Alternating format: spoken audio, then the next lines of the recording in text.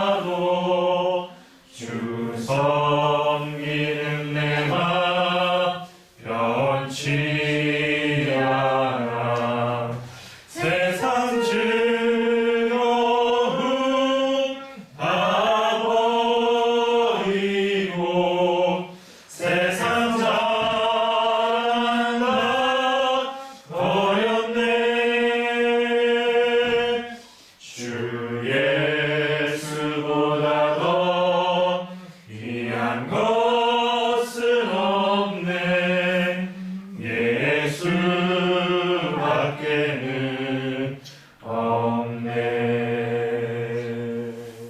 네. 이 찬양의 고백이 예수님을 믿고 난 다음에 우리 영적 전투의 삶의 모습을 잘 보여주는 찬양인 것 같습니다. 우리 함께 기도할 때에 정말 우리 찬양의 고백을 기억하시면서 정말 우리의 삶의 왕이고 또 참된 안식과 기쁨이요 소망 되신 분은 우리 주 예수 그리스도밖에 없다는 것을 다시 한번 기억하면서 이 시간 나아갔으면 좋겠습니다. 유혹과 핍박이 있고 또 어려움이 있다 할지라도 그 어떤 환경 속에서도 우리의 근본을 붙잡고 있는 것은 이 복음의 진리요 예수 그리스도의 십자가 복음일 것입니다. 우리가 그 은혜를 기억하면서 우리가 얼마나 이미 놀라운 사랑과 은혜를 받았고 또 지금도 받고 있으며 앞으로 주님 나라 갈 때까지 하나님께서 우리를 붙들어 주실 것들을 소망하고 또 기대하며 또 감사하는 마음으로 이 시간 함께 기도했으면 좋겠습니다. 우리 함께 기도하겠습니다. 하나님 아버지 감사합니다. 우리의 하나님 어떠함에도 불구하고 하나님 아버지 이렇게 큰 은혜를 부어주셔서 하나님 정말 예수 그리스도의 십자가 복음을 알고 하나님 이 시간 그 앞에 나와 예배하며 그 은혜의 말씀을 듣게 해주시고 하나님 아버지 우리가 이 세상 속에 살면서도 하나님 믿음을 잃어버리지 않고 하나님 끝까지 하나님의 도우심과 은혜 가운데 나아가며 살게 하시고 감사드립니다. 오늘도 하나님 이 은혜를 기억하며 시간 나왔사오니 우리의 마음과 생각을 하나님 붙들어주시고 또 말씀을 통하여서 하나님 정말 그 우리의 믿음과 은혜가 더욱더 예수 그리스도로 알미와 주어질 그 풍성하신 사랑이 우리 가운데 넘쳐나는 시간이 될 수 있도록 하나님 아버지 인도하여 주시옵소서.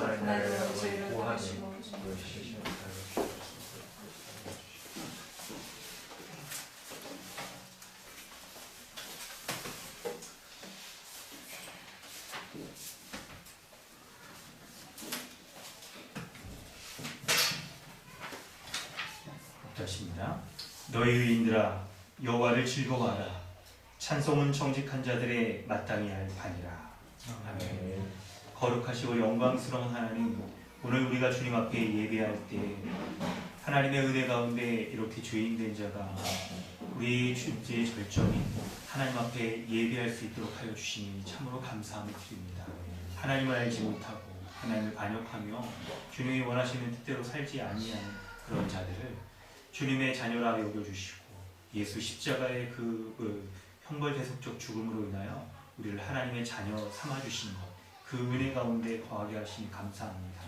오늘 우리의 예배가 주의 성령으로 말미암아 예수 그리스도 안에서 행하신 하나님의 놀라운 은혜가 우리 가운데 충만하게 전해지며 그 말씀을 우리가 마음으로 믿고 그리고 그 말씀을 순종하며 살아가는 하나님의 놀라운 백성으로 세워지는 이런 예배 될 수 있기를 원합니다.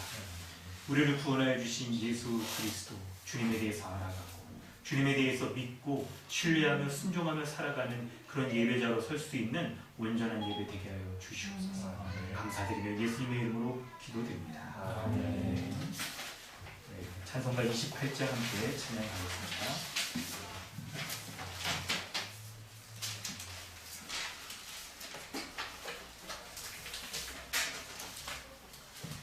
찬송가 28장 함께 찬양합니다. 복의 근원 강림하사 찬송하게 하소서. 한량없이 자비하심 증량할 길 없도다. 전사들의 찬송가를 내게 가르치소서. 구속하신 그 그 사랑을 항상 찬송합니다. 주의 크신 도움받아 이때까지 왔으니 이와 같이 천국에도 이르기를 바라네. 하나님의 품을 떠나 죄에 빠진 우리를 예수 구원하시려고 보혈 흘려 주셨네. 주의 귀한 은혜 받고 일생 빚진 자 되네. 주의 은혜 사슬 대사 나를 주께 내소서. 우리 마음은 연약하여 범죄하기 쉬우니 하나님이 받으시고 천국인을 치소서. 아멘. 주보를 참고하셔서 사도신경으로 신앙을 고백하고 주기도문으로 기도하겠습니다. 나는 전능하신 아버지 하나님 천지의 창조주를 믿습니다. 나는 그의 유일하신 아들 우리 주 예수 그리스도를 믿습니다. 그는 성령으로 되되어 동정녀 마리아에게서 나시고 본디오 빌라도에게 고난을 받아 십자가에 못 박혀 죽으시고 장사된 지 사흘 만에 죽은 자 가운데서 다시 살아나셨으며 하늘에 오르시어 전능하신 아버지 하나님 우편에 앉아 계시다가 거기로부터 살아있는 자와 죽은 자를 심판하러 오십니다. 나는 성령을 믿으며 거룩한 공교회와 성도의 교제와 죄를 용서받는 것과 몸의 부활과 영생을 믿습니다. 아멘. 하늘에 계신 우리 아버지여, 이름이 거룩히 여김을 받으시오며 나라의 임하시시며 뜻이 하늘에서 이루어진 것 같이 땅에서도 이루어지이다. 오늘 우리에게 일용할 양식을 주시옵고 우리가 우리에게 죄진 자를 사하여 준 것 같이 우리의 죄를 사하여 주시옵고 우리를 시험에 들게 하지 마시옵고 다만 악에서 구하시옵소서. 나라와 권세와 영광이 아버지께 영원히 싸움나이다. 아멘. 하이델베르그 교리문답 105, 106, 107문답입니다. 제6계명 살인하지 말라. 제6계명에서 하나님께서 원하시는 것은 무엇입니까? 내가 이들의 명예를 훼손하거나 그들을 영화하거나 해치거나 죽이지 않는 그들을 원하십니다. 나는 생각이나 말이나 음식으로 무엇보다 운동으로 그리해서는 안 되고 다른 사람을 시켜서 해도 안 되며 오히려 모든 옥수심을 버려야 합니다. 더 나아가 자기 자신을 해쳐서도 안 되고 무지하게 위험에 빠뜨려서도 안 됩니다. 그러므로 살인을 막기 위해서 국가는 또한 편을 가지고 있습니다. 그런데 이 계명은 살인에 대해서만 이야기합니까? 아닙니다. 하나님께서는 살인을 금함으로써 살인의 뿌리가 되는 시기, 증오, 분노, 복수심 등을 미워하시며 이 모든 것들을 살인으로 여기시라고 가르치십니다. 앞에서 말한 방식으로 우리 이웃을 죽이지 않으면 그것으로 이 계명을 다 지킨 것입니까? 아닙니다. 하나님께서는 시기와 증오와 분노를 정죄하심으로써 우리가 우리 이웃을 자기 자신처럼 사랑하여 인내와 화평과 온유와 자비와 친절을 보이고 우리가 할 수 있는 한 그들을 해악으로부터 보호하며 심지어 원수에게도 선을 행하라고 하셨습니다. 아멘. 이 시간 우리 함께 기도하기를 원합니다. 하나님께서 예배 가운데 죄의 고백 이 시간에 원하시는 우리의 기도는 우리가 하나님 앞에 아무런 죄가 없는 그런 의인이라고 선인이라고 우리가 자만하는 것이 아니라 우리의 연약함과 악독함, 고의적으로 하나님께 순종하지 못하는 이런 모습들에 대한 참된 죄인인 것을 인정하며 주의 은혜를 구하며 나아가는 자입니다. 우리 가운데 보여지는 우리의 삶에 어그러져 있고 왜곡되어 있는 죄악된 모습들을 볼 때 우리가 그것을 인정하지 않는 것도 하나님 앞에 죄악됩니다. 그 죄악들 가운데 우리가 스스로를 포기하거나 낙심에 빠져서 이런 죄악이 된 모습 가운데 우리 스스로 어떻게 헤어나지 못할 그런 인생이라고 포기하는 것도 하나님 앞에 합당하지 못합니다. 이런 죄악된 모습을 위하여서 이런 모습들 온전히 바꾸시고 구원하시기 위하여서 예수 그리스도께서 십자가에 우리의 죄를 대신하여 죽으셨습니다. 그래야 그분이 우리의 죄를 대신하여 죽으시고 하나님 나라의 모든 복락을 우리에게 허락하여 주신 의인으로 거룩한 자로 삼아주신 것에 대한 감사와 우리에게 그렇게 거룩하게 살아갈 수 있도록 알려주신 은혜를 우리가 높이길 원합니다. 예수 그리스도는 누가복음 말씀 가운데 구원의 뿌리라고 말씀하셨습니다. 하나님 나라의 강력한 힘과 권세를 가지신 분으로서 모든 악하고 강력한 사탄의 권세 가운데 우리를 건지셔서 하나님의 백성 삼아주셨습니다.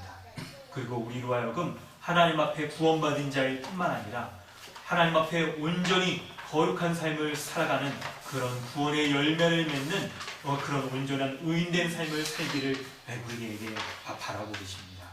우리가 이 시간 기도할 때 우리 자신의 모습을 돌아보고 우리가 죄 없다라고 말하는 그런 거짓말을 또한 주님 앞에 내려놓고 우리의 연약함, 우리의 악독한 모습들 가운데 어찌할 수 없다라고 포기하는 그런 모습들 또한 내려놓고 오직 우리를 죄악 가운데 구원하여 주신 예수 그리스도의 은혜를 덧입어 우리로 하나님 앞에 거룩하고 의인된 자로 다시 한번 삼아주신 그 은혜를 다시 한번 오늘 우리가 예배 가운데 확인하고 하늘로부터 부어주시는 은혜를 누리고 우리의 삶 가운데 거룩의 능력이 거룩한 삶의 열매가 온전히 드러나는 자로 설 수 있게 해달라고 이 시간 기도하기를 원합니다. 함께 기도하겠습니다.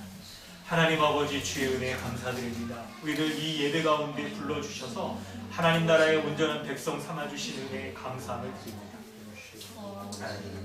우리를 주님의 백성 삼아주실 때 참된 하나님 나라의 백성으로서 주님 앞에 거룩하고 온전한 의인으로 이렇게 삼아주신 것임을 우리가 믿습니다. 악독하고 연약하고 온전치 못한 자들 주님이 예수 십자가의 그 은혜로 말미암아 주님이 우리 나의 죄를 위하여 십자가에 죽으신 그 은혜로 말미암아 내가 그 복음을 의인으로 거룩한 자로 삼아주신 것 하나님 앞에 감사함을 드립니다. 주님 은혜를 도와주셔서 그 은혜 가운데 날마다 살게 하시고 그 은혜에 의지하고 그 은혜를 붙잡고 신뢰하고 믿음으로 하나님께서 나에게 행하여서 주신 그 은혜의 놀라운 역사가 날마다 나의 삶 가운데 드러나는 것을 내가 보게 해주시옵소서. 하나님 내가 믿고 의지할 것이 바로 십자가에 죽으신 예수 그리스도 우리 주님밖에 없는 것을 내가 믿습니다.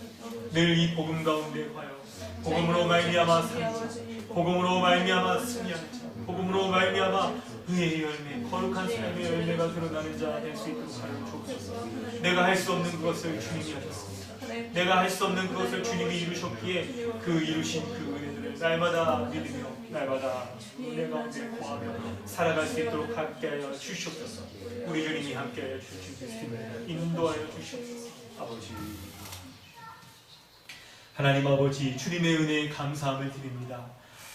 예수 십자가 그 복음을 우리가 믿사오니 그 복음이 우리 가운데 약속하시며 이루신 놀라운 구원의 은혜의 역사가 하나님 오늘 이 시간도 하나님의 은혜와 사랑 가운데 우리를 붙잡고 계심을 우리가 믿습니다. 우리를 모든 연약함과 악독함 가운데 주님이 이런 악독한 자를 위하여 십자가에 죽으시고 우리에게 거룩하고 의인된 자라고 여겨주시며 하나님 나라의 모든 복락을 허락하여 주셔서 오직 하나님 안에 있는 의로움과 거룩함과 평안함과 주님과의 온전한 교제를 누릴 수 있도록 하여 주신 은혜를 내가 믿습니다. 그 은혜가 오늘 이 시간 예배 가운데 우리가 복음을 의지하고 믿고 주님 앞에 나아갈 때 다시 한번 하늘로부터 우리에게 부어주시며 그 은혜로 말미암아 충만하고 감사하고 기뻐하는 온전한 예배자로 설 수 있도록 은혜를 더하여 주시옵소서. 우리가 믿고 신뢰할 것은 바로 하나님께서 예수 그리스도를 통하여서 행하신 놀라운 구원의 역사 그 복음인 것을 우리가 믿습니다. 복음으로 말미암아 생명을 얻고 복음으로 말미암아 살아가며 복음으로 말미암아 하나님 앞에 서는 그 놀라운 은혜의 역사가 우리 가운데 충만히 드러나게 하여 주옵소서. 이제 주의 말씀 듣기를 원합니다. 말씀의 은혜의 역사를 통하여 답답하고 강팍하고 교만에 있는 우리의 모든 생각들이 다 무너지며 오직 하나님의 영광스러운 말씀만이 드러나 우리에게 참된 생명을, 참된 우리의 양식을 하늘로부터 더하여 주셔서 그 말씀으로 배부르고 그 말씀으로 기뻐하고 그 말씀으로 영적인 눈이 떠져서 참되고 의롭고 온전한 주님의 진리로 말미암아서는 온전한 예배자 될 수 있도록 은혜를 베풀어 주시옵소서. 감사드리며 예수님의 이름으로 기도드립니다. 아멘. 찬송가 96장 찬양하신 후에 김종호 선생님이 기도해 주십니다.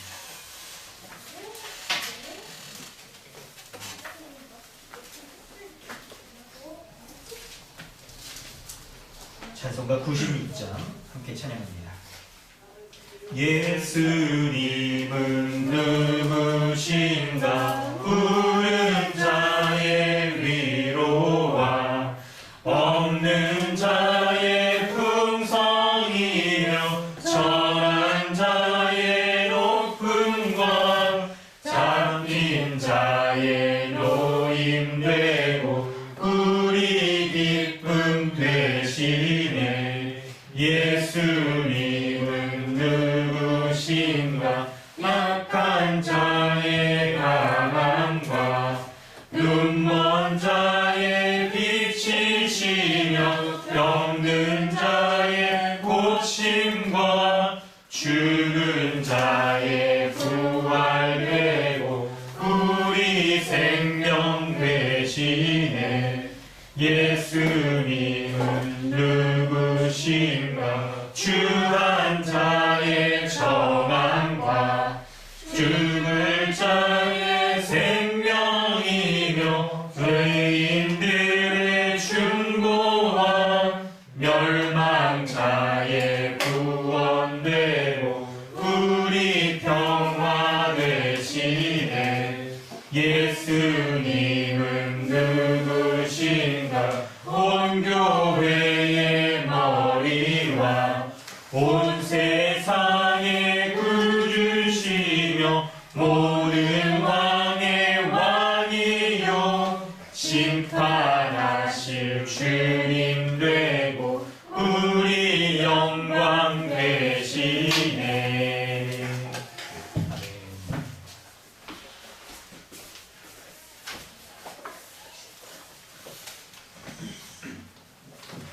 다 같이 기도하시겠습니다. 온 우주 만물의 창조주이시며 우리의 아버지 되신 여호와 하나님을 찬양합니다. 우리를 만세전에 택하셔서 하나님의 백성 되게 하시고 그의 백성으로 큰 복락과 은혜 가운데 살아가게 하심을 감사드립니다. 우리는 모두 죄의 유혹에 넘어져 하나님이 주신 율법을 사랑하지 않고 주님의 말씀에 순종하지 않는 큰 죄인임을 고백합니다. 우리가 주님께 드릴 것은 죄밖에 없지만 하나님은 은혜와 긍휼이 풍성하셔서 죄인을 용서하시고 구원하시기 위하여 그의 아들 예수 그리스도를 이 땅에 보내셔서 우리가 마땅히 받아야 할 죄의 값을 단번에 치르게 하심으로 그의 아들을 믿는 자들을 죄 없다 칭해 주셔서 하나님 앞에 담대히 나아가게 하심에 감사드립니다. 또한 예수 그리스도를 믿는 자들을 거룩한 교회로 부르셔서 장차 완성될 하나님 나라의 복락을 미리 경험하게 하심으로 완성될 하나님 나라를 더욱 사모하게 하심에 감사드립니다. 간절히 간구하는 것은 주님이 통치하시는 교회가 더욱 거룩을 사모하고 하나님이 주시는 참된 복락을 선포하는 말씀을 통하여 충분히 받아 누리게 하시고 우리 모두 한마음과 한뜻으로 말씀을 듣고 배우고 가르치는 자들로 세워져 갈 수 있도록 은혜를 베풀어 주시옵소서. 누가복음 말씀을 통하여 예수 그리스도의 인격과 사역 가운데 나타난 하나님의 구원 역사 가운데 우리에게 주시는 말씀을 통하여 죄인을 원수의 손에서 건지시고 또한 그들을 하나님의 백성답게 살 수 있도록 마지막 날까지 인도하시고 보호하시는 하나님의 놀라운 은혜를 삶을 통하여 경험할 수 있도록 인도하여 주시옵소서. 특별히 말씀을 선포하시는 주의 종이신 이기상 담임 목사님께 항상 영육간의 강건함을 허락하여 주셔서 말씀을 연구하고 양을 치는 목자로서의 사명을 넉넉히 감당할 수 있도록 하나님의 큰 성질로 항상 붙들어 주시기를 간절히 기도하며 목사님 가정 가운데서도 항상 평안과 기쁨이 넘칠 수 있도록 지켜주시옵소서. 또한 주일학교 어린이들이 어려서부터 죄인의 비참함을 깨달아 하나님의 구원의 은혜가 얼마나 크고 놀라운 것인지를 깨닫게 하셔서 그 은혜를 사모하며 오직 예수 그리스도 안에서 누리는 참된 복락만이 참된 기쁨임을 깨닫고 교회 안에서 이 기쁨 가운데 몸과 마음이 건강하게 자랄 수 있도록 지켜주시옵소서. 오늘 선포되는 말씀과 성도 간의 교제 가운데 큰 은혜 베풀어 주실 것을 믿으며 이 모든 말씀 살아계신 예수 그리스도의 이름으로 기도하였습니다.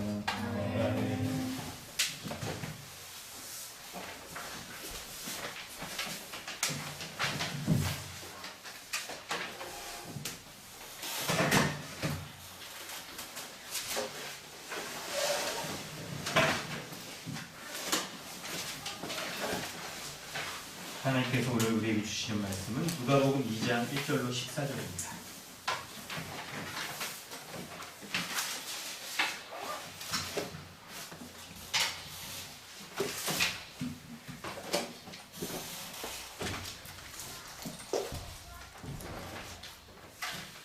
누가복음 2장 1절부터 14절까지 말씀 우리 함께 봉독하도록 하겠습니다. 그때에 가이사 아구스도가 영을 내려 천하로 다 포적하라 하였으니 이 포적은 그리뇨가 수리에 충독이 되었을 때 처음 한 것이다. 모든 사람이 포적하러 각각 고향으로 돌아가매 요셉도 다윗의 집 족속이므로 갈릴리 나사렛 동네에서 유대를 향하여 베들레헴이라 하는 다윗의 동네로 그 야고나 마리아와 함께 포적하러 올라가니 마리아가 이미 잉태하였더라. 거기 있을 그때에 해산할 날이 차서 첫 아들을 낳아 강보로 싸서 구유에 누였으니 이는 여관에 있을 곳이 없음이라. 그 지역의 목자들이 밤에 밖에서 자기 양떼를 지키더니 주의 사자가 곁에 서고 주의 영광이 그들을 두루 비추매 크게 무서워하는지라. 천사가 이르되 무서워하지 말라. 보라 내가 온 백성에게 미칠 큰 기쁨의 좋은 소식을 너희에게 전하노라. 오늘 다윗의 동네에 너희를 위하여 구주가 나셨으니 곧 그리스도 주시니라. 너희가 가서 강보에 쌓여 구유에 누워 있는 아기를 보리니 이것이 너희에게 표적이니라 하더니 호련히 수많은 천군이 그 천사들과 함께 하나님을 찬송하여 이르되 지극히 높은 곳에서는 하나님께 영광이요 땅에서는 하나님이 기뻐하신 사람들 중에 평화로다 하니라. 아멘. 할렐루야. 네, 우리 앞뒤 좌우로 서로 우리 인사하도록 하겠습니다. 잘 지내셨는지요?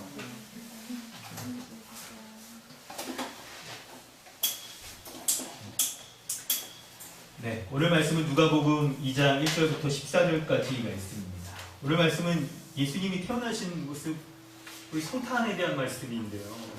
원래 이게 참 절기상 성탄절에 많이 하게 되는데 그래도 갑자기 여러분 추워져서 조금 가까이 왔어요. 네.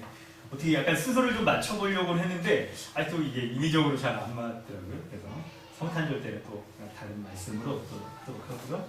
우리가 성탄절이 아닐 때 성탄에 대한 의미를 좀 이렇게 잘 새겨보도록 하겠습니다.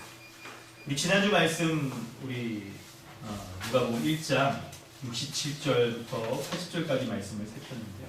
이 말씀을 보면 말씀의 내용을 좀 요약해 보면 예수님이 구원의 뿔이시다.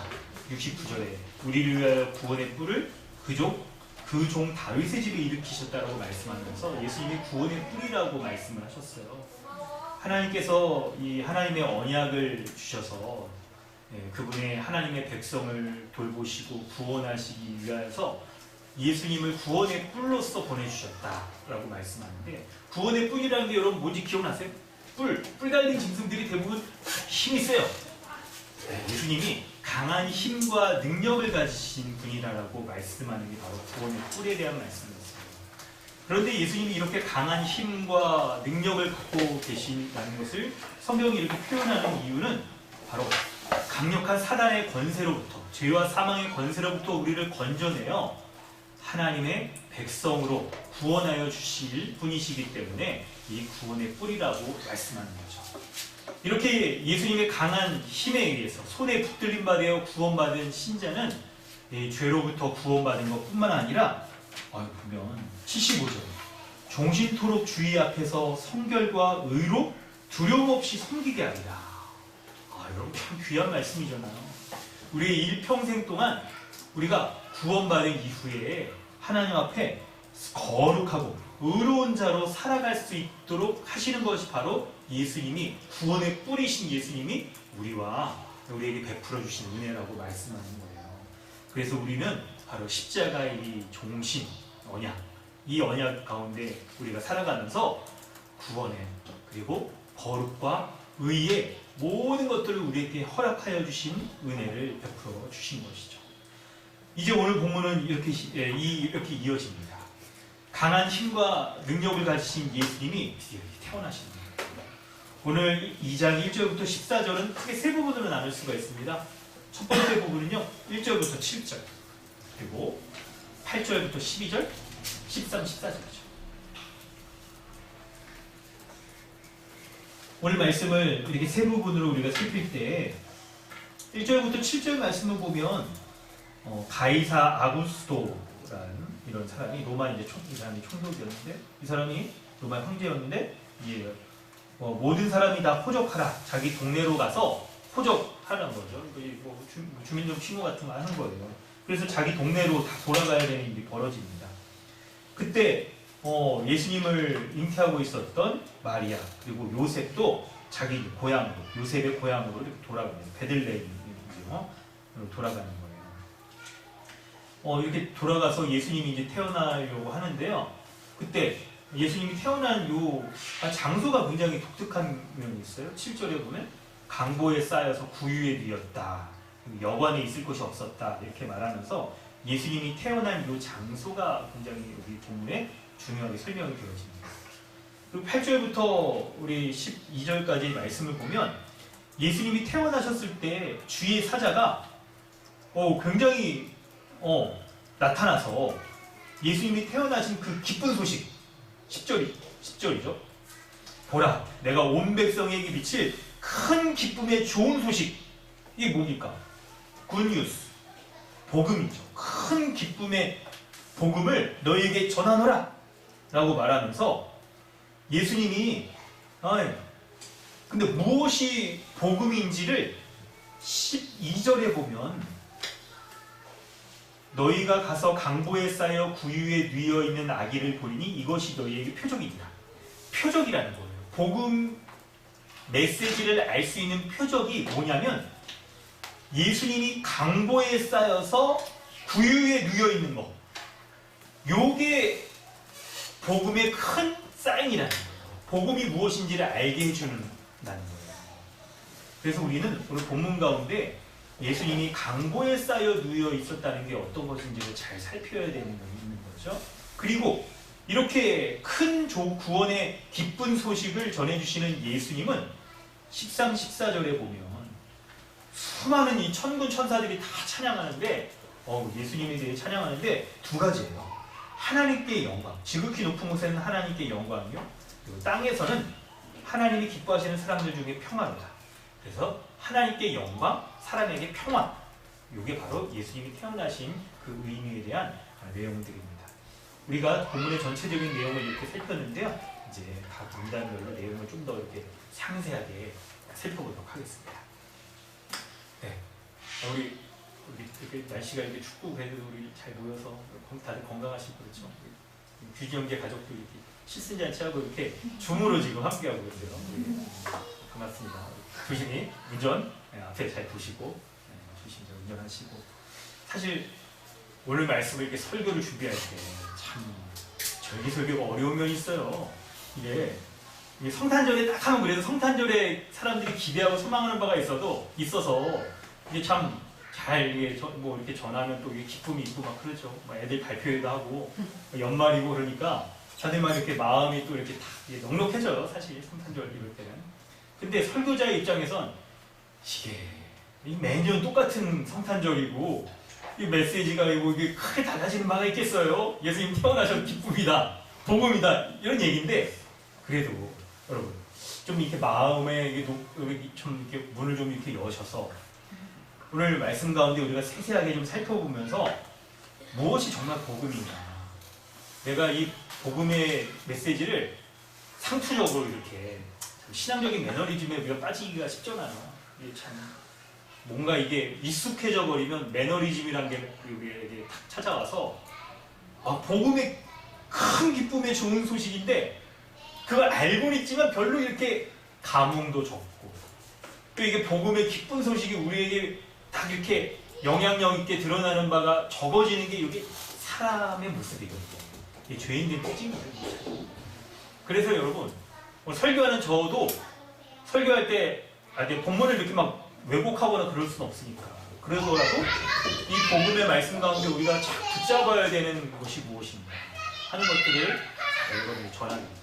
여러분도 마음의 문을 활짝 여시고, 그러니까 이거 다 아는 뻔한 얘기 아니야, 막 이런 거 생각을 좀 적어두시고, 이 복음의 말씀이 우리에게 큰 기쁨의 좋은 소식으로 전해지고 믿고 그 기쁨을 누릴 수 있도록 여러분 오늘 말씀 가운데 이제 들어가도록 하겠습니다.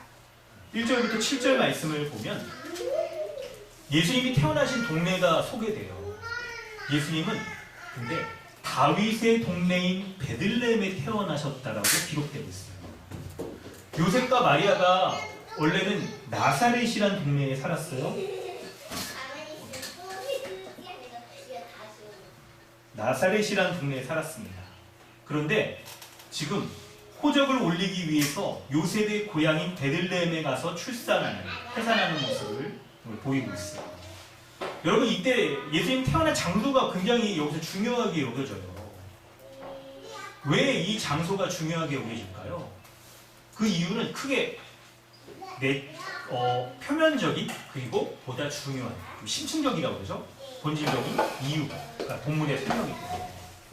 표면적인 이유는 1, 2절에 가이사 아구스토라는 로마를 다스리고 있었던 사람이 여러분 보면 또 그냥 이 정치하는 사람들이 뭔가 자신의 이 권력을 딱 굳건히 하기 위해서 하는 여러 가지 행동들이 있는데, 그 중에 하나가 사람들의 사람들이 당시에 이 법률이나 이런 것들이 잘 안 갖춰져 있으면 어느 나라 사람이고 어느 나라에 세금을 제대로 내는지 이런 거 관리가 잘 안 될 수 있잖아요. 그래서 이런 것들을 분명히 하기 위해서 자기 고향에 가서 다 호적을 해라, 등록을 하라는 거예요. 주민등록을 하라는 거예요. 그래서 이 사람이 로마 사람이 몇 명이나 되는지, 세금은 얼마나 거둘 수 있는지, 이 법적으로 우리가 잘 다스리고 있는지 이런 것들을 확인하면서 자기의 이제 왕으로서의 딱 권위를 딱 드러내려고 하는 이유였어요. 그런데 보다 심층적인 이유들이 있습니다. 그것은 예수님에 대해 소개할 때 예수님이 태어난 장소를 표현하는 본문의 반복적인 표현들을 여러분 한번 잘 보세요. 뭐가 있을까요? 1절부터 7절을 보시면 뭐라고 써 있나요?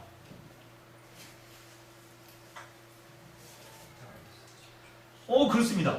다윗의 집 족속이라는 게 4절을 보면 요셉도 다윗의 집 족속이므로, 또 밑에 다윗의 동네로, 베들레헴이 다윗의 동네라는 게 굉장히 이렇게 반복되고 있잖아요.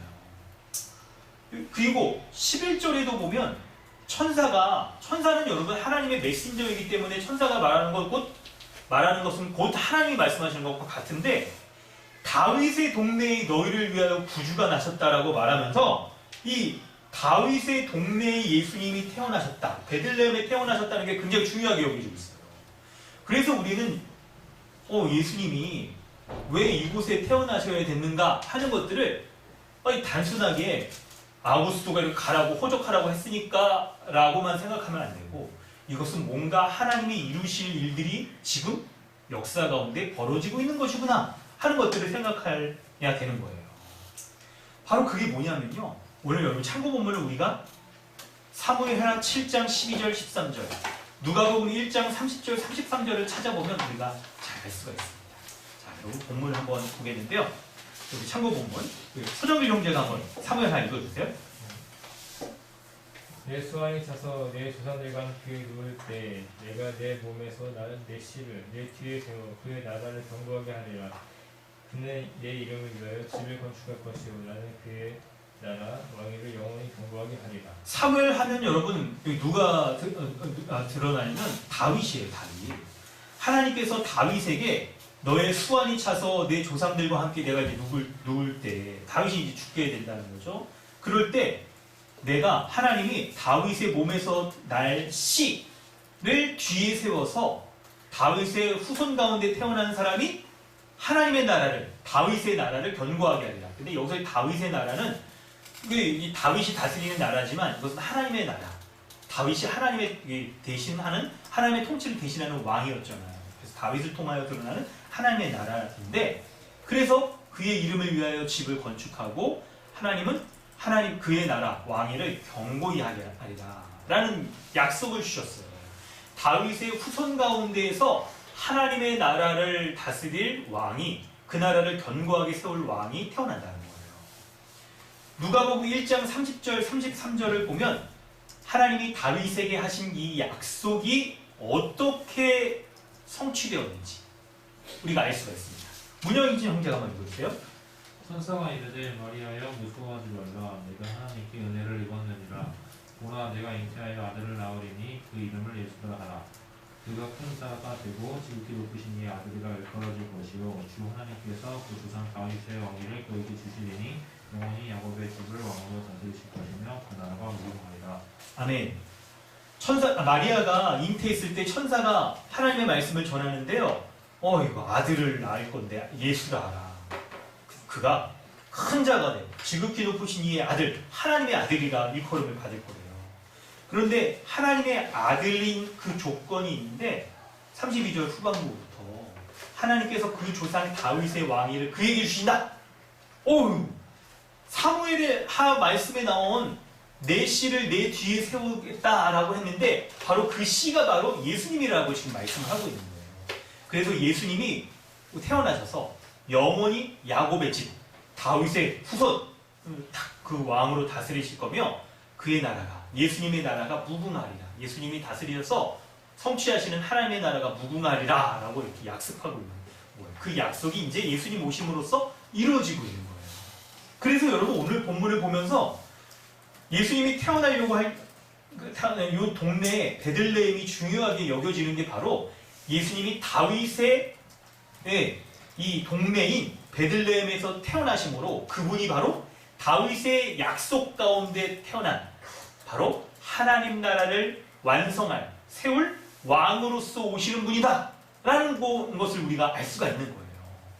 그래서 여러분 예수님이 이 왕으로서 딱 오시는 모습을 우리가 이제 싹 이렇게 살펴보는 거죠. 그런데 여러분 본문의 내용은 본문의 핵심적인 내용은 이것으로 이렇게 딱 맞춰지지 않아요. 왕으로 오셨다라고 말하고 있는 그분이 태어날 때의 모습이 7절에 강보로 싸서 구유에 뉘어졌다라고 말하고 있는데 예수님의 탄생은 왕으로서의 영광스러운 모습이 아니었어요.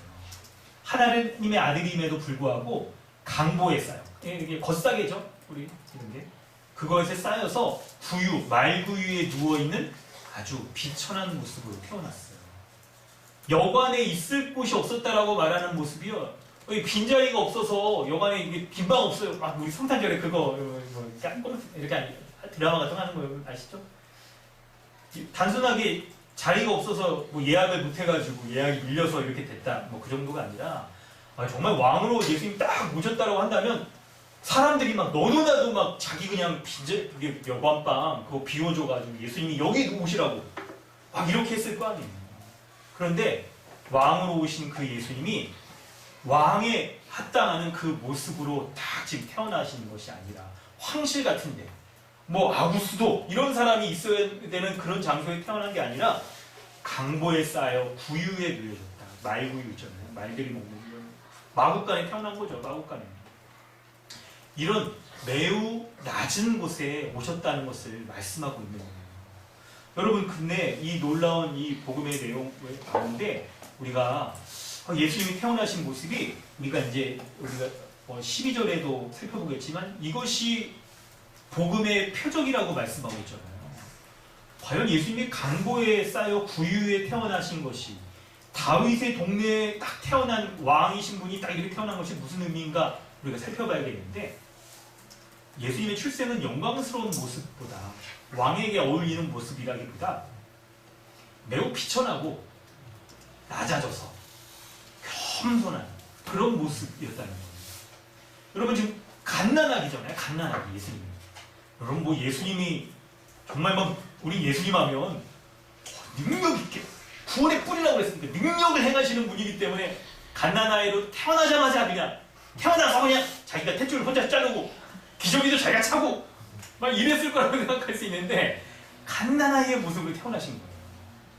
여러분 이 그쵸, 우리 종호 형제가 얼마 전에 갓난아이를, 얼굴만 봐도 지금 갓난아이 딱 보이네요. 아니 뭐 갓난아이 하면 여러분 아기가 약하잖아요. 이게 뭐 부모에게 의존하지 않으면 안 되는데, 아니 뭐 종호 형제 지금 얘기한 거 보니까 둘째 유준이는 좀 이렇게 첫째 유건이에 비해서 애가 밤에 잠도 그냥 중간에 깨고 그래서 막 피곤하고 막 중간에 막 잠도 못 자고 막 그렇다고 했는데, 아니 생각해 보면 유건이가 효자였어요. 근데 유건이가 아니 얘가 막 유준이에 비해서는 좀 오래 자고 그랬는데, 얘가 막 엄마 아빠 힘드니까 밤에 몰래 깨가지고 혼자 막 분유 타먹고 분유 또 너무 물 뜨거우면 안 되니까 막 한 몇 도에 맞춰서 줘요. 40도에 막 몇 cc 100 이런 거 맞춰가지고 혼자 막 이렇게 막 계량하고, 혼자 깰 때도 뭐 엄마 아빠가 깨나 안 깨나 막 실루 떠가지고 안 깰 때 내가 일어나야지 막 해가지고 혼자 뭐 타먹고 막 기저귀도 혼자 갈고. 애가 이러지 않잖아요. 이러지 않아요. 아이들은 부모를 의존하지 않으면 안 되는 그런 모습이잖아요. 특별히 사람은 더 그렇죠. 아니 이거 뭐 야생에서 태어나는 짐승들은 막 태어나자마자 쫙 뛰어다니고 막 이러는데, 사람은 안 그래요. 약해요. 갓난아이의 모습으로 강보에 쌓여 구유에 누워져 있는 그 아기의 모습을 보면 예수님이 아주 연약한, 낮은, 비천한 인간의 모습으로 오셨고, 인간과 같이 질고와 연약함을 다 몸소 겪는 인간의 인생을 살아가는 모습으로 오셨다는 것을 알 수가 있어요. 예수님이 왜 왕으로 지금 다윗의 후손 가운데 오셨음에도 불구하고 매우 낮은, 그리고 비천하기까지 한 갓난아기의 모습으로, 연약한 모습으로 오셨는지를 우리에게 알게 해주는 거예요. 그 내용이 8절 이하의 내용으로 우리가 살피면 더욱 자세히 알 수 있습니다. 8절부터 12절까지의 말씀을 살피려고 하는데, 예수님이 태어나셨을 때 태어나신 소식을 처음 들은 사람들이 누군지를 설명해 주고 있어요. 그 사람들이 8절에 보면 누구라고 나오죠? 그 지역의 목자들이 이 소식을 들었다는 거예요. 주의 사자가 예수님이 태어나신 큰 기쁨의 좋은 소식을 제일 먼저 전한 사람이 누구인지를 알면, 예수님이 전하시는 그 메시지를 그 성격을 우리가 알 수 있는 거예요. 왜 왕이신 분이 이렇게 낮은, 비천한 부유에서 연약한 어린아이의 모습으로 태어나시는지를 알 수가 있는 거예요. 여러분 8절을 한번 잘 보면요, 그 지역의 목자들이 밤에 밖에서 자기 양떼를 지키더니 라고 이렇게 써 있어요. 여러분 목자들이니까 뭐 이렇게 밤에 양들하고 잡겠지 이렇게 여러분 생각하시면 좀 안 될 것 같아요. 아니 그렇죠, 목자들이니까 잤지, 뭐 농부였으면 뭐 양하고 잤겠습니까? 뭐 그러지 않겠죠. 아니 목자들이 딱 밤에 밖에서 양떼를 지켰다라고 할 때, 여러분 이 모습을 딱 보면서 우리가 드는 생각이, 혹시 뭐 이렇게 캠핑 좋아하시는 분들은 막 밤에, 캠핑 낭만이잖아요. 밤에 그냥 별들이 쫙 쏟아지고 은하수가 이렇게 쫙 걸려있고, 거기에서 그냥 딱 양들하고 딱 누워가지고 비박하는 그런 멋진 낭만스러운 캠핑을 생각하실 수도 있겠지만, 지난번 캠핑 너무 좋았어요. 어제 사진 올린 거 보니까 성진이 형제가 제일 멋있게 나왔어요. 하여튼 너무 멋있었는데, 좋았는데, 근데 제가 그래서 저도 그때 사실 밖에서 이렇게 많이 안 잡아가지고 한번 탁 잡았어요. 같이 잤는데 추웠어요. 밤에 5번 깼어요. 추워가지고 막 아니 이렇게 이런 데는 안 추운데 얼굴 나온 여긴 추워가지고 막 코 시렵고 막 여러분 목자들 생각하니까 저는 딱 그 생각이 드는 거예요. 이게 어우 낭만스러운 캠핑 이게 아니고 야 이거 얼마나 힘들까 이거. 야 진짜 무슨 인생이길래 직업이 뭐길래 그냥 목자들은 밤에 집에서 잠도 못 자고 자기 양떼 지키느냐고 막 밖에서 그냥 비박하면서 이렇게 막 자야 되나 막 이런 생각이 드는 거예요. 막 이게 여러분 지금 이게 뭘 보여주냐면 예수님의 태어난 그 복음의 기쁜 소식을 들었던 처음 사람이 바로 매우 평범한 일반적인 사람이었다는 걸 보여주는 거예요. 어찌 보면 좀 그렇죠? 이 평범한 것보다 좀 더 아래일지도 몰라요. 그런 사람에게 이 구원의 기쁜 소식이 큰 기쁨의 좋은 소식이 제일 먼저 들려졌다는 거예요.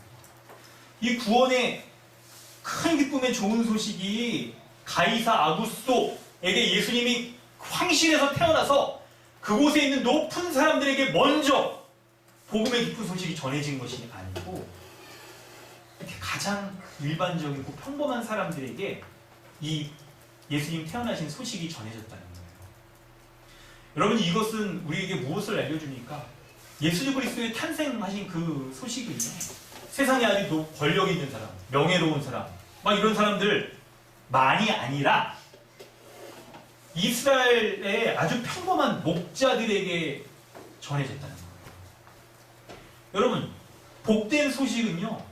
이 세상에 아주 유력한 강한 자들, 종교 지도자들에게 먼저 들려진 그들에게만 들려진 기쁜 소식이 아니라 매우 평범한 사람들에게도 주어진 좋은 소식입니다.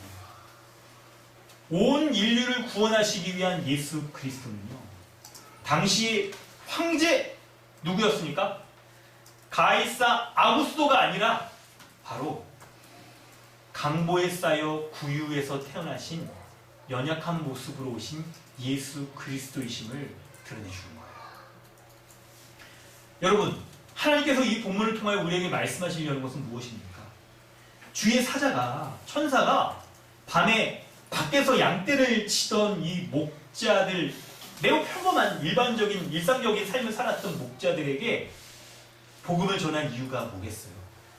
바로 예수님이 어떤 분이시고 그 복음의 메시지를 듣는 사람들이 누구인지를 말씀해 주는데 예수님은 매우 특별한 사람들만 구원하시는 것이 아니라 모든 사람, 일반적인 평범한 모든 사람들을 구원하러 오신 특별한 사람뿐만 아니라 모든 평범한 사람들 다 통틀어서 모든 사람들을 구원하러 오신 구원자라는 것을 알려주시는 거예요. 여러분 그렇습니다. 예수님은요 모든 사람을 구원하시는 구원자세요.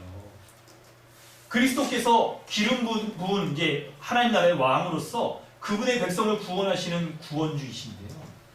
이 구원의 기쁜 소식을 들어야 되는 이 복음이 왜 기쁜 소식이냐면 말 그대로 이것이 왜 굿뉴스라고 하냐면 어떤 특별한 권력 있고 높은 사람들만 구원받는다는 소식이 아니라 모든 사람, 평범한 모든 사람들까지도 다 구원받을 수 있다는 이 내용, 이 자체, 복음 메시지 자체가 이 모든 사람이 구원받는다는 것이기 때문에 이것이 기쁜 소식인 거예요.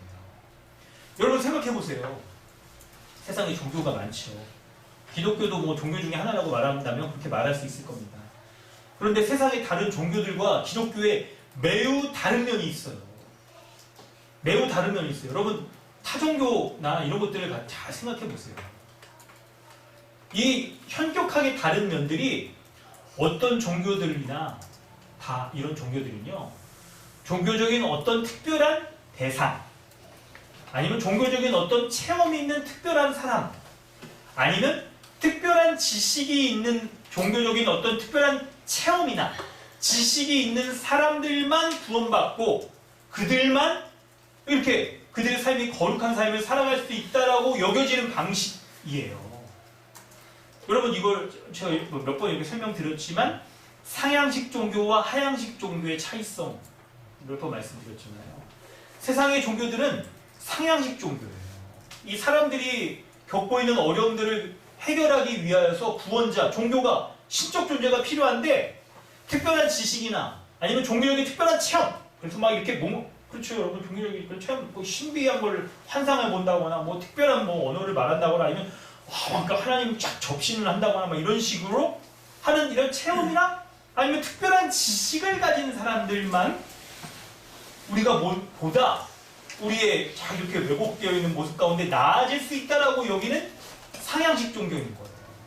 그래서 여러분 이런 세상에서의 이 어려움들을 우리가 해결하기 위해서 우리 삶 가운데 뭔가 우리의 삶의 어려움들을 주는 요소들을 제거하기 위하여서 우리가 금욕적인 생활을 한다거나 아니면 특별한 체험을 하기 위해서 뭔가 종교적인 어떤 막 이런 수단을 우리가 써야 된다거나 아니면 뭔가 특별한 이런 지식을 가져야만 구원받을 수 있다라고 여겨지는 타종교들, 대부분 이런 종교들이 내세우는 것들이 바로 이런 모습인데 이런 종교와 다른 거예요. 그래서 여러분 생각해보세요. 이게 주일날 교회 안 오시고 여기 쭉 오다가 여기 뭐 이게 덕소 지역이잖아요. 그 와부사 절 이런 데로 여러분 딱 가셨다고 생각해보세요. 가면 뭐 해야 돼요? 종교적인 어떤 수행, 고행을 기초로 한 방식으로 이 신적 깨달음을 얻어야 되는 거잖아요. 이런 종교들이 다 그런 방식이죠.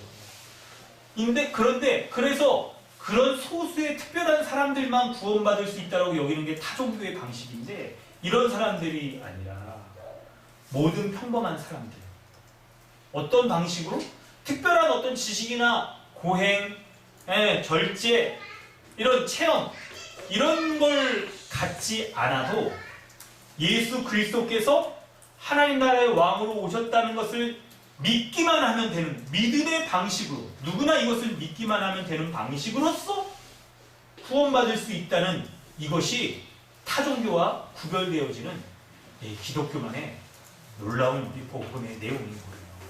그래서 예수님이 모든 사람들이 다 구원받을 수 있다라는 것을 이 복음의 내용을 바로 예수님이 강보에 쌓여 구유에 누이신 모습 가운데 찾을 수가 있는 것이고 예수님이 전하시는 메시지도 바로 모든 사람들이 구원받게 하시는 만유의 주로서 구원하시는 분이라는 것을 말씀하고 있는 거예요. 그것을 말씀하고 있는 거예요. 여러분, 예수님이 구원자일 뿐만 아니라 그리스도일 뿐만 아니라 11절에 보면 예수님에 대한 호칭이 두 가지가 나오고 있어요. 여러분 잘 한번 우리 같이 한번 읽어볼까요? 11절에 오는 본문은 굉장히 중요한 부분인데요. 한번 읽어보겠습니다. 시작. 오늘 다윗의 동네에 너희를 위하여 우주가 하셨으니 곧 그리스도 주시니라. 아멘. 다윗의 동네에서 하나님의 구원 왕으로서 태어나신 분이 바로 구주이신데 곧이라고 설명하면서 동격으로 그리스도, 구원자, 세이비어, 그리고 주, 로드, 또는 로드. 그래서 예수 그리스도 구원하시는 분이 바로 주, 다스리시는 하나님, 왕이시다 하는 것을 설명하고 있잖아요. 바로 여러분 주님이신 분이 다스리시는 왕으로서 딱 태어나신 분이 지금 강보에 쌓여 구유에 누여 지금 딱 태어나신 분이라는 거예요. 우리를 구원하시기 위한 분이 이 연약한 인간의 모습으로 오셔서 이 비천한 세상 가운데 이 세상적인 삶을 그대로 살아가는 인간의 모습으로 오신 이 분이 오신 것이 복음의 매우 중요한 표적인 것을, 중심 메시지인 것을 알게 해주신 거예요. 그러면 여러분 이 중심 메시지, 복음의 중심 메시지 그 내용들을 구체적으로 우리가 13, 14절에서 우리가 좀 찾아보도록 하겠습니다. 13, 14절에서는 모든 백성에게 구원을 베푸시는 예수님의 그분의 정체성이 두 가지로 설명되고 있어요. 14절에 지극히 높은 곳에서는 하나님께 영광, 첫 번째는 하나님께 영광이시며 그리고 두 번째는 땅에서는 하나님이 기뻐하시는 사람들 중에 평화, 하나님께 영광, 사람에게 평화. 이것이 바로 예수님이 모든 사람을 구원하시는 그분의 메시지의 이 내용이에요. 여러분, 이 말씀을 우리는 로마서 3장 25절 26절 말씀으로 우리는 살펴보려고 합니다. 자, 윤남이 자매 한번 읽어주세요. 이 예수를 하나님이 그의 피로써 믿음으로 말미암는 화목제물로 세우셨으니 이는 하나님께서 그리 참으시는 중에 전에 지은 죄를 전가하심으로 자기의 의로우심을 나타내려 하심이니 곧 이때 자기의 의로우심을 나타내사 자기도 의로우시며 또한 예수를 믿는 자를 의롭다 하려 하심이나. 아멘. 예수님이 이 하나님 나라의 왕으로서 이 비천한 세상 가운데 연약한 인간의 모습으로 오신 것이 바로 매우 큰 기쁨의 좋은 소식이고, 이것이 이 좋은 소식을 알 수 있는 표적이라고 말씀하고 있어요. 예수님이 가장 겸손하고 낮은 모습으로 오신 것은 그분의 십자가의 죽음을 통하여서 분명하게 알 수 있게 됩니다. 예수님이 십자가에 이루신 구원, 그것은 하나님께 영광이요 사람들에게 평화를 주는 것이었어요.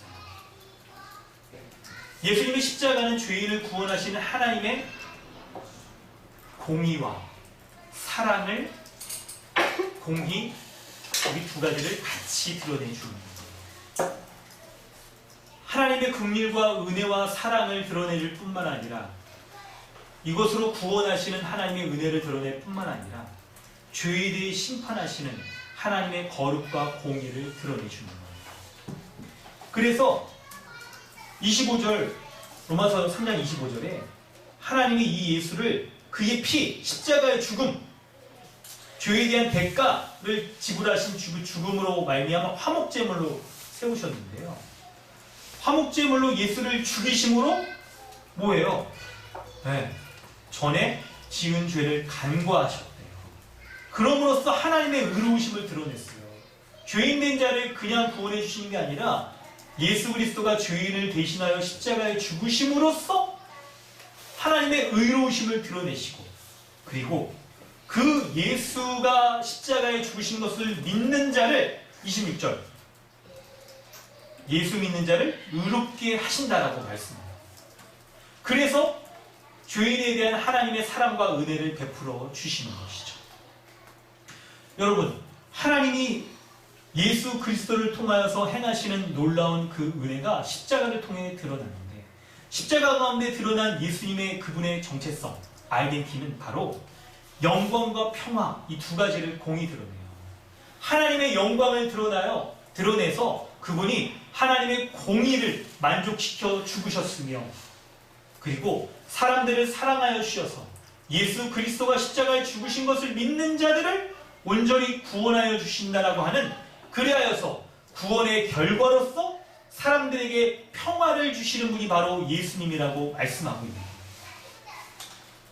14절의 후반부에 나오는 땅에서는 하나님이 기뻐하신 사람들 중에 평화라고 말하는데, 여기서의 이 평화란 바로 예수 그리스도를 믿음으로 말미암아 죄의 해결함을 받은 사람들이 누리는 모든 복을 가리키는데, 이 복은 구약 성경에서부터 벌써 약속되어 있었어요. 바로 하나님이 임재하셔서 임마누엘로 함께 하심으로 주어지는 모든 복, 지복, 그것을 바로 평화라고 말해요. 구약 성경에 나오는 이 모든 복됨을 말하고 있는 거예요. 구약의 샬롬, 신약 성경의 에이덴을 가리키는 거예요. 그래서 여러분, 이것을 누리는 첫 번째 사람이 있었죠. 복음의 1과에서 우리가 배운 대로 에덴 동산에 거하고 있었던 아담과 하와, 범죄하기 전에 아담과 하와가 하나님이 창조하신 이 첫 번째 창조물로서, 창조된 사람으로서 하나님이 주시는 모든 평강과 복락과 배불리 먹고 에덴 동산에서 살 수 있었잖아요. 그리고 번영과 평화, 이것을 누리며 살 수 있는 것이 바로 하나님이 허락하시는 평화예요. 그런데 아담과 하와가 범죄함으로 에덴 동산에서 쫓긴 다음에 사람에게는 이 평화가 없어요.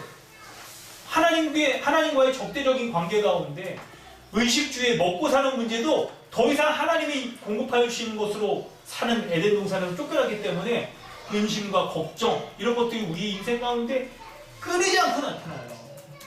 기쁨이 찾아오면 그 이후에 또 여러분, 근심이 찾아오고 근심 가운데 좀 이렇게 좀 나아지는가 싶었다가도 또 근심이 찾아오고 죄악과 근심 가운데 죽을 수밖에 없는 존재가 하나님을 떠나 있는 인간의 죄인된 존재였어요.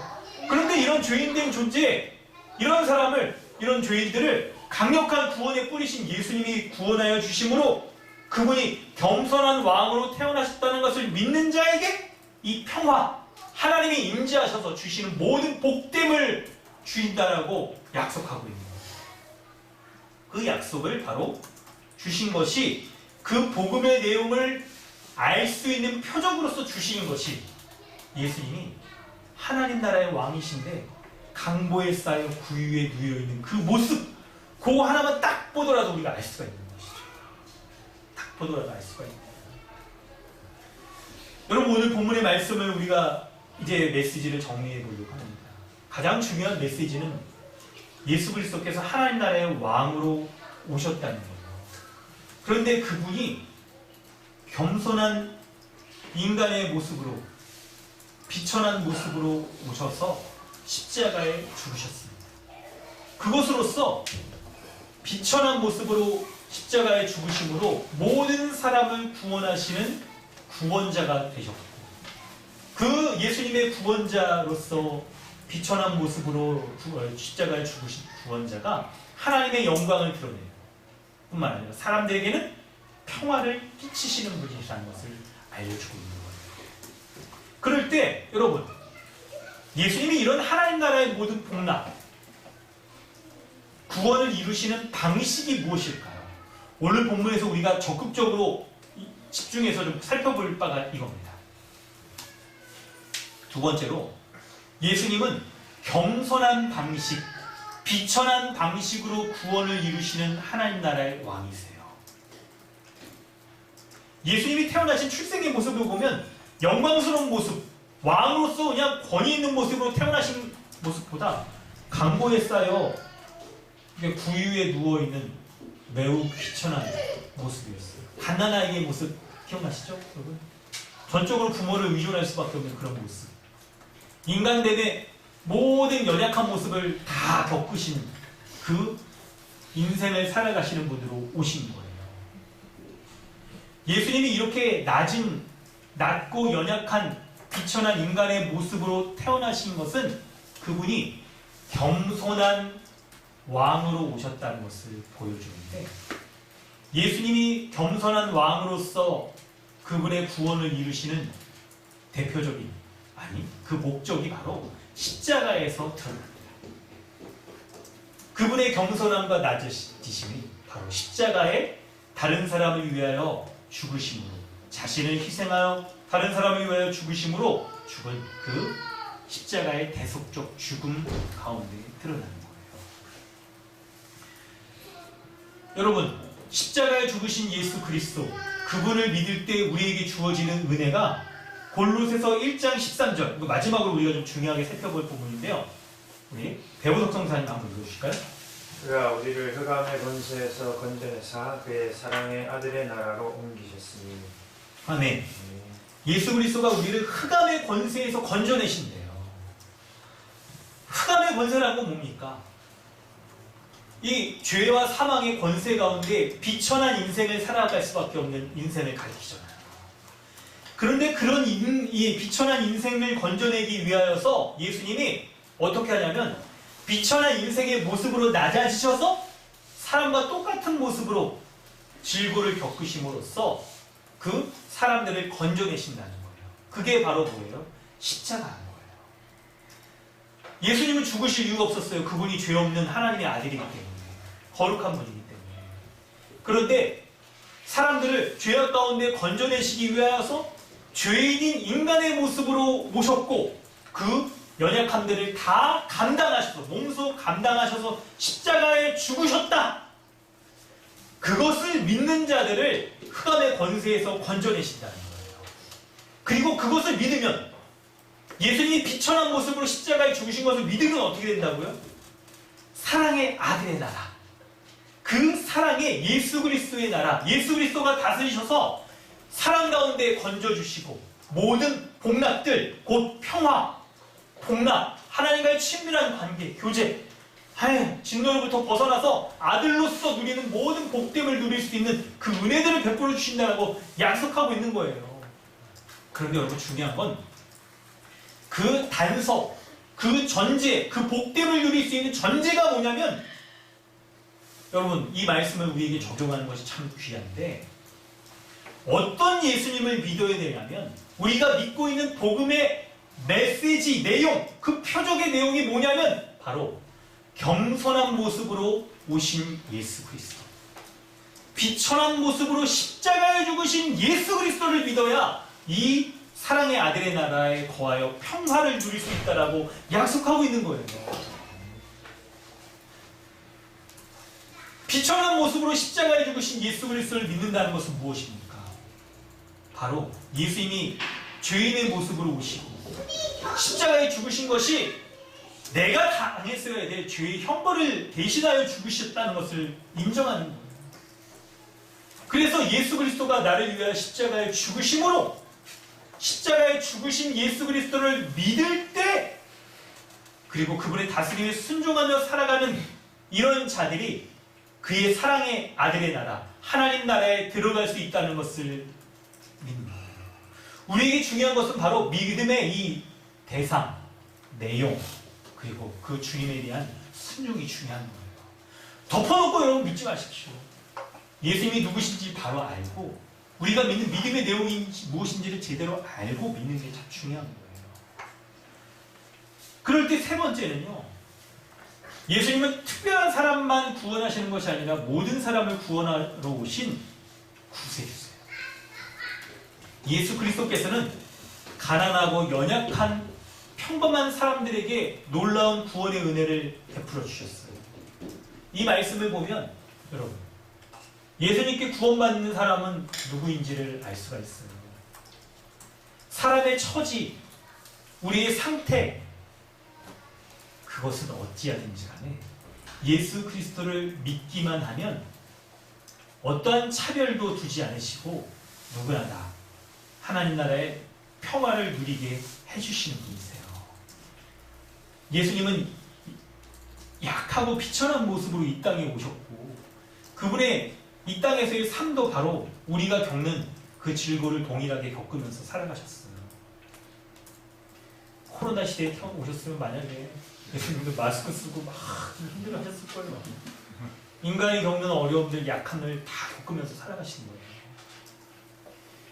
그래서 여러분 세상에서 부하고 권세 있는 이런 사람들만이 구원받는 것이 아니라 누구나 다 부한 사람들 뿐만 아니라 연약한, 가난한 자, 약한 자 누구나 다 구원받을 수 있습니다. 그런데 여러분 좀 이거를 적극적으로 얘기하면 세상에서 부하고 권세 있고 돈이 많은 사람들 중에 신앙이 제대로 있는 사람들이 있습니다. 그런데 세상에서 부하고 권세 있고 힘 있고 돈으로 그냥 안 되는 것 없이 살아가는 그런 사람들은 교만할 가능성이 커요. 교만한 자들은요, 자신이 죄인된 것이며 나의 인생에 살아가는 모습이 죄로 인한 비천한 인생임을 인정하는 것이 적을 수 있어요. 그리고 이런 비천한 인생 가운데 구원자이신 예수 그리스도를 의지하고 의뢰하고 주님께 의탁하며 살아가는 이 하나님께 나아가는 이런 삶을 살기가 어려울 수가 있어요. 반면에 여러분 가난하고 연약하고 보통 이런 삶을 살아가는 사람들은 그런 사람들 중에서도 그렇지 않을 수 있습니다. 자기가 살아가는 어려운 이 인생 가운데 더욱 주님을 의지하지 않고 에휴 내 인생 자포자기 하면서 그냥 이렇게 살다가 그냥 에휴 이게 뭐 인생 뭐 있어? 막 이렇게 살아가는 사람들일 수도 있어요.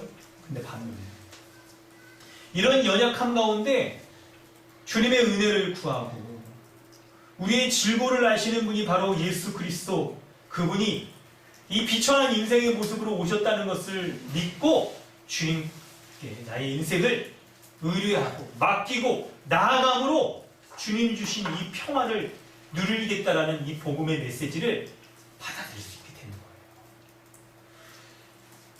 모든 사람을 구원하기 위하여서 이 땅에 오신 예수 그리스도, 그분은 그분을 믿는 자 누구든지 차별하지 않으시고 하나님 나라, 그 사랑의 아들의 나라에 백성 삼아 주셔서 주님이 주시는 평화와 복락과 이 모든 복됨을 주시는 분이라고 약속하고 있는 거예요. 이 약속의 말씀을 우리가 붙잡을 때 여러분, 우리 가운데 혹시 우리가 주님께 나아가는 것을 인정하지 않고 주님을 이런 구원자로서 인정하지 않을 뿐만 아니라 나의 상황 가운데 더 이상 주님이 필요 없을 것처럼 다 삶이 만족스러운 것처럼 여겨지는 우리에게 교만한 모습이 무엇인지를 먼저 살필 수 있어야 됩니다. 뿐만 아니라 반대로 연약한 사람들이 주님께 나아가지 못하는 것처럼 자포자기한 모습, 주님의 주시는 평화와 구원을 기대하지 못하는 그런 모습이 무엇인지를 또한 같이 살필 수 있어야 돼요. 교만과 자포자기, 이 두 가지가 우리 가운데 있지는 않은지를 적용할 수 있어야 돼요. 무엇이 여러분에게 더 이상 예수 그리스도의 구원, 그분의 주시는 사랑의 아들의 나라에 누리는 복락들을 사모하지 못하게 하는, 더 이상 부족함이 없이 살아가는 그런 인생처럼 여기게 합니까?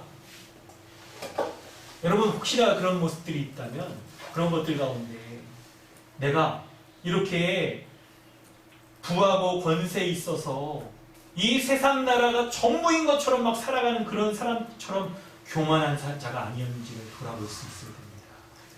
그래야 주님이 주시는 은혜를 구하세요. 복음, 큰 기쁨의 좋은 소식이 바로 지금 나에게도 동일하게 주어지고 있다는 것을 신뢰하시기 바랍니다. 여러분, 이 복음의 소식을 우리는 이미 믿고 있습니다. 그런데 여러분, 예수 그리스도를 처음 믿을 때 우리에게 주시는 그 은혜가 사도 바울이 고백하는 것처럼 나는 날마다 그리스도와 함께 죽고 날마다 부활의 생명을 누린다라고 말하고 있잖아요. 날마다 이 복음의 말씀으로 말미암아 스스로를 점검하고 이 은혜를 공급받는 것이 필요해요. 여러분, 우리의 인생은 매우 다이나믹해요. 매우 다이나믹해서 한번 내가 믿는다 하는 이 복음의 선언과 약속, 하나님의 약속은, 주권적인 은혜는 결코 변함이 없습니다. 그런데 우리의 연약한 인생의 특징이 하나님의 주권적인 확고한 은혜를 의심해요. 약해져요. 세상 시류에 따라서 막 이렇게 변하고 막 하는 것처럼 우리가 그렇게 감정적으로, 지식도 무뎌지고 감정도 쉽게 변하고 우리의 행동도 순종하지 불순종하는 모습들로 살아가는 게 우리의 인생의 모습이에요. 그러므로 여러분, 우리가 한번 제대로 내가 이미 안다, 이미 누렸다라고, 이미 배부르다 이렇게 여길 것이 아니라 내가 처음 받은 큰 기쁨의 좋은 소식이 날마다 내가 겪고 있는 인생에 있어서의 여러 굴곡들 가운데 하나님의 영광과 나에게 평화의 복음으로 온전히 드러나도록, 온전히 이 복음의 말씀이 나를 이끌고 딱 가시도록 주께 의뢰하는 것이 필요합니다. 여러분, 하나님은 우리의 처지와 상태가 어떠하든지 간에 인생 가운데 주님을 의뢰하고 이 모든 사람을 구원해 주시는 구유에 누워있는 그 아기, 강보에 쌓여 누워있는 그 아기에게 나아오는 자 누구든지 우리를 구원하여 주신다는 그 약속을 베풀어 주셨습니다. 우리의 인생 가운데 우리의 모든 것이 하나님께 영광이다, 우리에게 평화이다, 평화가 주어졌다는 것을 믿고 신뢰하는 그 일이 우리에게 있어야 되는 거예요. 하나님께 영광이라는 것은 여러분, 우리가 어떤 경우에 씁니까? 하나님께 영광이라는 단어는 사람이 행할 수 없는 일들, 도저히 할 수 없는 일이 벌어졌을 때 하나님의 영광이 드러났다, 이런 표현을 쓰잖아요. 여러분, 우리의 인생 가운데서도 우리의 구원받은 우리의 모습을 돌아볼 때 도저히 우리가 구원받을 수 없었는데 내가 어떻게 지금 구원받았는가를 생각해보면 이것은 전적인 하나님의 은혜다, 하나님의 역사다, 하나님의 영광이다라고 고백하는 것, 그리고 그로 말미암아 내가 하나님이 주시는 모든 이 평화를 누리고 있다는 것을, 이 복음의 말미암는 혜택을 누리고 있다는 것을 고백하는 것, 그것을 찬송하고 기뻐하는 것, 그것으로 만족하는 것, 이것으로부터 우리의 신앙의 첫 출발점으로 돌아가서 우리의 인생을 점검해 봐야 됩니다. 이걸 여러분 적극적으로 적용한다고 한다면 우리에게 이루신 여러분 신적 능력이 드러나는 것이 하나님의 영광이에요. 사람들이 행할 수 없는 것이 드러나는 것이에요. 그렇다고 한다면 여러분 우리가 이룰 수 없는 그 일들에 대하여서 우리가 더 이상 마치 우리가 이룰 수 있을 것처럼 여기며 살아가는 것들을 포기할 수 있어요. 무슨 말이냐고 한다면 우리의 감사, 우리의 기쁨, 평화가 여러분 우리에게 뭔가 외적으로 우리에게 주어진 것 이것으로 우리가 이것을 누리고 있기 때문에 우리가 감사하고 이것을 내가 가지고 있기 때문에 기뻐하고 이것을 소유하고 있기 때문에 하나님께 감사하는 그런 조건이 아니라 내가 도저히 이룰 수 없는 것들에 대하여서 하나님이 이루신 것들 그래서 지극히 높은 곳에 하나님께 영광이 된다는 것이 우리의 신앙의 첫 출발 기본 베이스 가운데 믿음의 고백 가운데 이 바로 구원의 기쁨의 좋은 소식들을 우리에게 주셨음에 대한 감사로 말미암아 주님 앞에 나아가는 그런 인생을 살아가라. 그런 주님을 믿는 믿음 가운데 서라고 주님이 우리에게 오늘 말씀하고 있는 거예요. 오늘 우리 이 시간에 믿음으로 함께 기도하기를 원합니다. 먼저 우리의 믿음의 고백을 분명히 해야 되겠습니다. 하나님 나라의 왕이신 예수 그리스도께서 가장 겸손하고 연약하고 비천한 모습 강보에 쌓여 구유에 누여있는 모습으로 오셨습니다. 바로 하나님 나라를 이루실 때 그분은 겸손한 방식으로 우리 가운데 구원을 이루시는 분이에요. 특별한 사람만이 아니라 모든 사람을 구원하시는 분이시라는 것을 말씀하고 있죠. 십자가 없이 그분의 가장 비천하고 겸손한 모습인 십자가 없이 결코 그 구원의 은혜도 누릴 수가 없는 것입니다.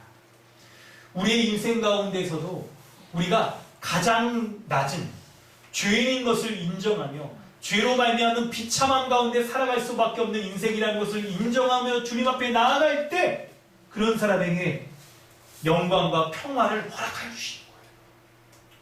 우리는 이 복음을 믿고 이 시간 오늘 다시 한번 기도하며 우리의 인생을 주님 앞에 의뢰하며 나아가겠습니다. 이미 우리가 알고 있다라고 자만할 것이 아니라 교만할 것이 아니라 인생의 굴곡 가운데 질곡 가운데 이 주님을 날마다 의지하고 날마다 주님이 주시는 은혜 가운데 우리 거하여서 이 모든 복됨을 누리며 살아갈 수 있게 해달라고 우리 함께 마음 다하여 주님 앞에 기도하겠습니다. 하나님 아버지 주님의 은혜 감사합니다.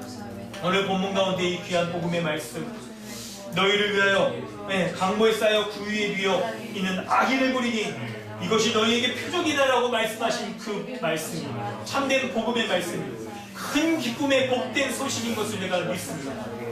복음의 말씀을 내가 이 은혜 가운데 날마다 사는 자 되게 하시고 이 은혜 가운데 날마다 서는 자 되게 하시고 이 은혜의 말씀 가운데 날마다 살아가는 자 될 수 있도록 주여 은혜를 베풀어 주시옵소서. 주여 은혜를 베풀어 주시옵소서. 지옥 가운데 살아가는 인생을 위하여 주님이 가장 낮은 비천한 모습으로 세상 가운데 태어나신 것을 내가 믿습니다. 주님 은혜를 베풀어 주셔서 그런 인생을 살아가는 자 주의 말씀 가운데 날마다 온전히 하여 주시옵소서. 하나님 날마다 이 살아가는 인생 하나님의 연약함 가운데 이 복음의 말씀을 믿고 의지하는 주님 앞에 참된 은혜의 말씀 참된 하나님 말씀 인도하여 주십시오. 붙잡아 주시고 하나님 복됨의 우리 주님이 함께하여 주십시오. 주님의 은혜 가운데 날마다 살게 하여 주십시오. 기쁨으로 주님 앞에 살게 하여 주십시오. 그런데 하나님 살수 있기를 원합니다. 아버지 그 은혜를 주여 하나님 아버지 주님의 은혜에 감사합니다. 하나님 나라의 왕이신 예수 그리스도께서 가장 연약하고 낮은 비천한 인간의 모습으로 태어나신 이것이 복음의 표적이라는 이 말씀을 우리가 믿음으로 받습니다. 그러하기에 죄인된 인간, 연약한 인간, 비천한 인생을 살 수밖에 없는 우리 같은 자가 하나님의 크신 은혜와 사랑 가운데 구원받아 하나님의 아들의 그 복된 나라의 은혜들을 누릴 수 있도록 은혜 베풀어 주신 것 참으로 감사함을 드립니다. 십자가로 말미암아 우리를 구원하여 주신 그 주님을 믿는 믿음과 신뢰와 순종 가운데 살아가는 그 은혜를 더하여 주시옵소서. 감사드리며 예수님의 이름으로 기도드립니다. 찬송가 272장 함께 찬양하겠습니다.